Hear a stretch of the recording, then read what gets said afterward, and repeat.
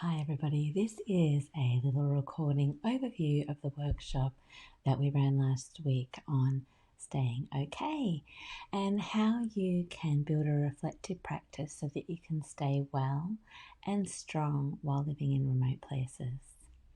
So, first up, let's acknowledge our country. Where do you stand?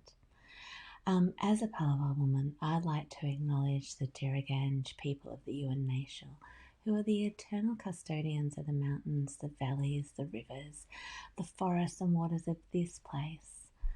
I want to acknowledge their sacred and unbreakable connection and the sovereignty and the way that they hold this beautiful place.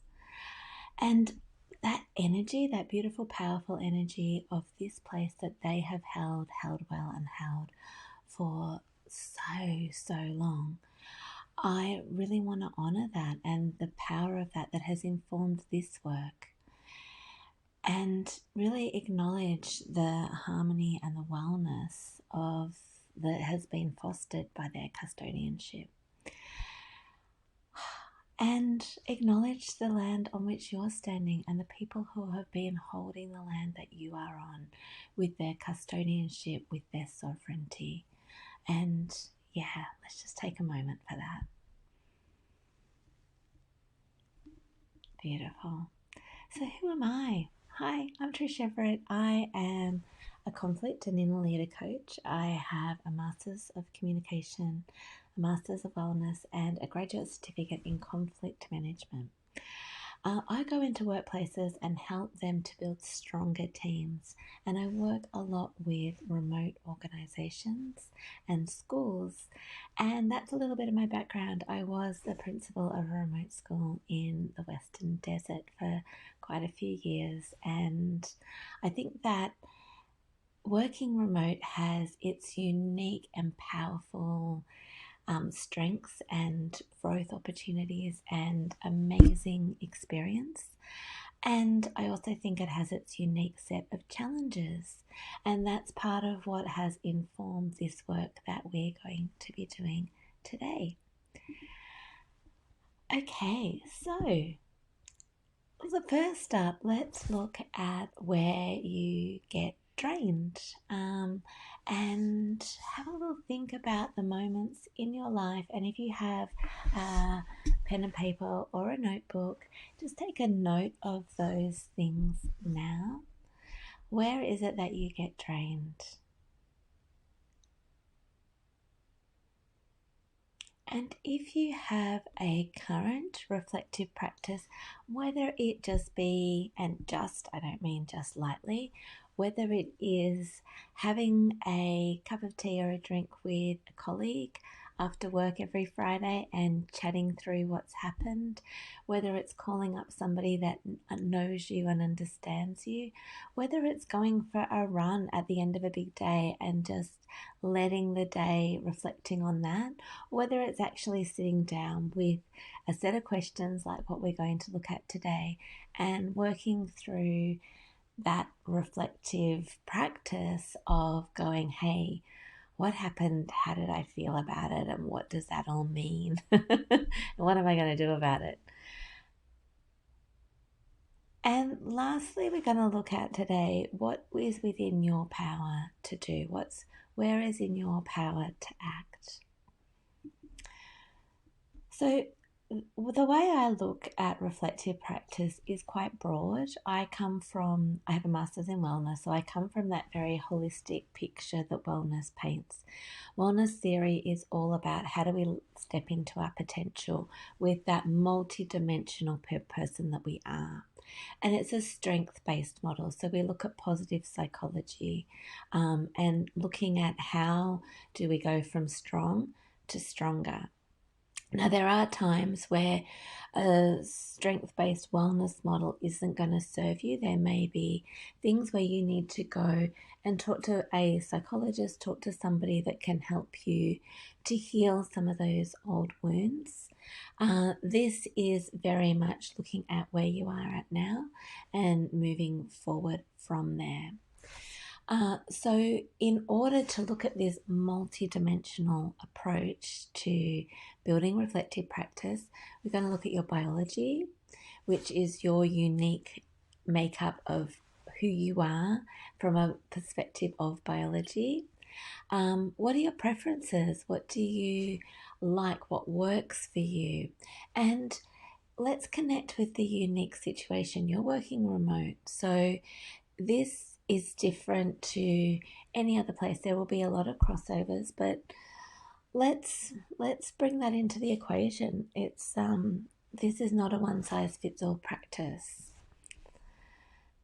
So let's start with biology. So you and your biology is so completely unique. We all have our own set of epigenetics, which is basically within our genes. We all have unique genes within us, and then based on our environment, some genes have been turned off and some haven't. So how we have interacted with the world around us. We'll say which of the genes that we've been born with get turned off and turned on. So that's why you can see two twins, they're like same genes, but they're quite different because they've turned on and off different genes within their system. So what this means is within you, and if you're managing a team within your team, everyone's going to have a very different biological makeup, which means that different things are going to cause stress. And different things are going to be supportive of stress. So a one size fits all approach does not work. Different things are going to motivate different biologies as opposed to other types of biologies. They'll be motivated for other things. So, as an example, my biology, my personal biology, I get really stressed out if I'm in a cluttered space. I like my space around me to be nice and relaxed. I feel a stress relief is nature for me is one of my big ways to release stress. So I don't deal with a cluttered space. That's really, really stressful for me. It turns up my stress response. Whereas for other people, they're geniuses with clutter. Like that does not bother them at all. Making decisions is another one. If some people do really well with being spontaneous, and we'll drop into this in a moment. And some people need a really solid plan. For some people, a plan is super stressful because they feel locked in and they haven't got that creative energy. Whereas for others, they will get really stressed out if there isn't a plan and there's nowhere to follow. And I see this a lot in the two different ways that people approach teaching in remotes. It's quite common in that sense. Chronobiology is about what time of the day is best to do what. So you'll have your morning people and you'll have your not morning people. And so it's important to, I guess, honor that we all have different biologies, and so there will be ways to work with that so that it's easier for you to deal with stress, build a reflective practice, work with situations which can be really stressful, and not to forget about that there is vicarious trauma and things that when you're facing hard things, we really do need to have a reflective practice to support that. So within this, think about in your notebook, write down, are you an early bird or a night owl? When you are stressed, do you want to move? Do you want to go for a run and get that energy out? Or do you want to sit on the couch and just totally chill out? Would you rather have a really solid plan that you're going to work to, or would you really prefer like a vague idea where you're heading and be spontaneous in what you create to make that happen? When you want to get things done, do you like to have solo time? Or when you want to reflect on something, do you do that in a solo environment? Or is that better for you in a social environment through having a conversation? Do you really like the details, like a spreadsheet's your best friend? Or are you more of a big picture, the details don't really matter? Or do you hold both?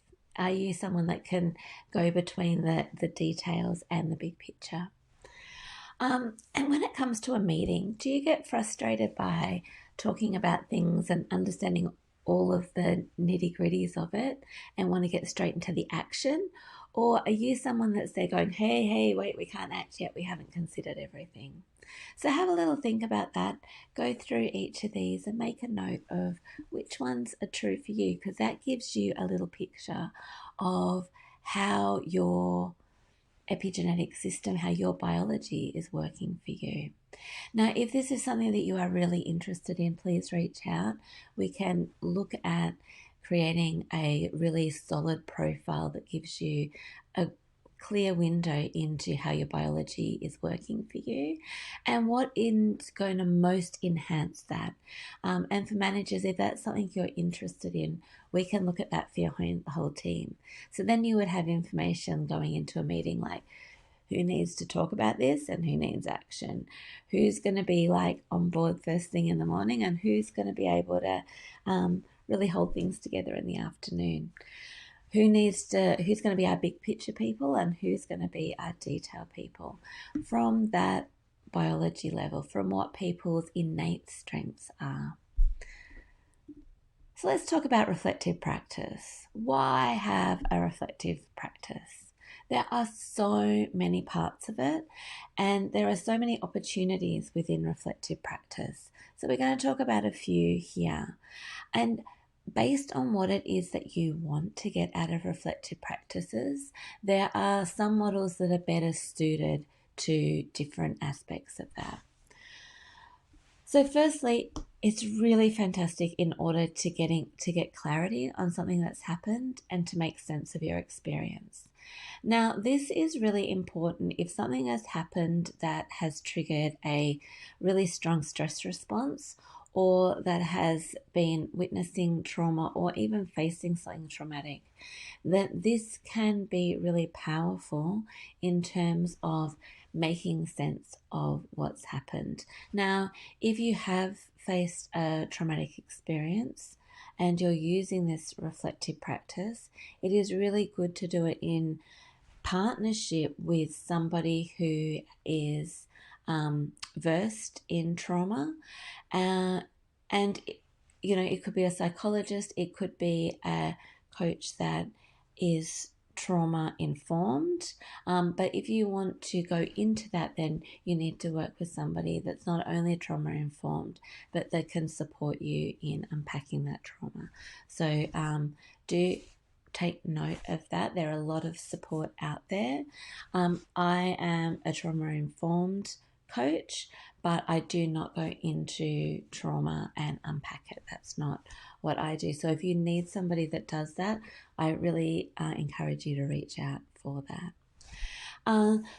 Reflective practice starts with really it can be about getting that clarity. So if something has happened and it's really triggered a stress response, sometimes when you're in the fight or flight or freeze, it's hard to really get clarity on what actually happened here. So this can be really beautiful to make sense of what's happening. It can be part of healing old hurts that are triggered. So I'm a qualified conflict coach. And so one of the things that we do in that coaching conversation is looking at the old hurts that are being triggered by the current stresses that are coming in through that conflict. It can be around building awareness of ourselves, so self-awareness. So, and this is one of the most powerful uses, I believe, of a reflective practice, is to really build that awareness. I think I have frozen, so if I've frozen in the recording, hopefully you can still see my voice. So I'm going to make a secondary video after this slide, just in case I have frozen. It's also about developing and growing, learning and improving, and this all dovetails out of that beautiful building of self-awareness. And reflective practice can really be about the first step towards generating change. Without first reflecting on something that isn't working, it's very hard to create change that is truly informed by what's happening. The other part of reflective practice is it's about moving closer to our goals. With this approach to moving towards goal. Sorry, I've just repeated myself. So moving closer to our goals, if we have a reflective practice in place, we're going to be really aware of when we are working towards our goals and when we're actually doing things that are taking us off track, which is truly, truly powerful. Okay, so I'm going to pause this recording for a moment and see whether my video catches up with me. Okay, so my video is still frozen as I see it, so I'm wondering if it's frozen for you and you have me just like this. So I'm going to stop this recording, check it, and then I'm going to come back and talk about a few different models that you can look at and use when you are building a reflective practice. Thank you.